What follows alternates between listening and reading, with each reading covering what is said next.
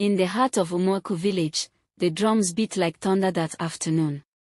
The women wore bright beautiful clothes, the men's native flowed in the harmattan wind. But as the crowd gathered, eyes shifted toward a row of empty seats in front, the seats meant for the bride's family. The bride, Amora, stood under the canopy, her coral beads heavy on her neck, her wrapper shimmering gold. Her face remained calm, but her hands trembled slightly. The elders whispered, "Is her family not coming?" The seat stayed empty. And everyone knew this was no accident. Weeks earlier, Chief Okoye had made his feelings clear. He was a proud man, known for his yam barns and acres of palm trees. His daughter marrying a fisherman's son was, to him, an insult. "A daughter of mine will not marry into poverty," he declared at a family meeting. Amora's mother, Ezin, said nothing, but her silence was heavier than any insult. The groom, Obina, was kind, hardworking, and deeply in love with Amora. But his wealth was in his heart, not in his pockets. When Amora chose love over riches, her family turned their backs. The village market women whispered. The church elders sighed. On the wedding day, Chief Okoye and his family stayed at home, doors shut, as if no celebration was happening. The wedding went on. Obina's family danced, sang, and presented gifts, yam tubers, bottles of palm wine, cloths from the city. But the absence of Amora's family was a shadow that hung over the entire courtyard. The village drummer slowed his beat, the women's ululation softened.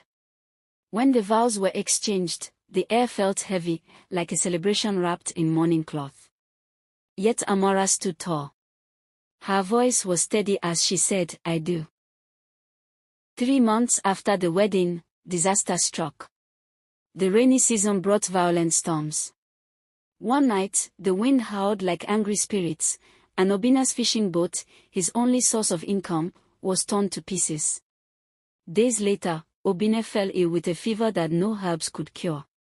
Before the moon could complete its cycle, Amora was a widow. She had no family to return to, her father's door remained closed to her. With nowhere else to turn, she left for the city. In the city, Amora worked as a potter, carrying heavy baskets of tomatoes and onions in the market. One scorching afternoon, she saw an elderly woman collapse under the weight of her goods.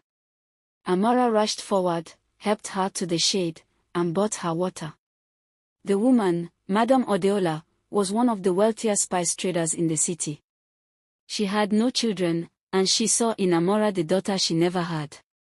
Under Madame Adeola's guidance, Amora learned the art of trading, from the scent of the freshest ginger to the art of bargaining with foreign buyers.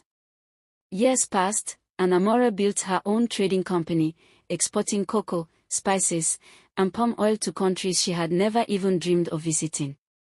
Her warehouses were full, her name respected.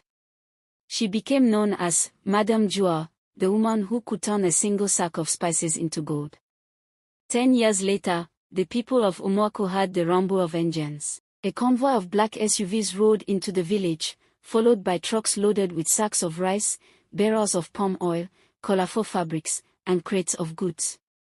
When the first car door opened, Amora stepped out. Her red lace gown shimmered in the sun, her gold gele wrapped high, her wrist heavy with bangles. Gasps rippled through the crowd. Chief Okoye came forward, smiling as if he had never wronged her.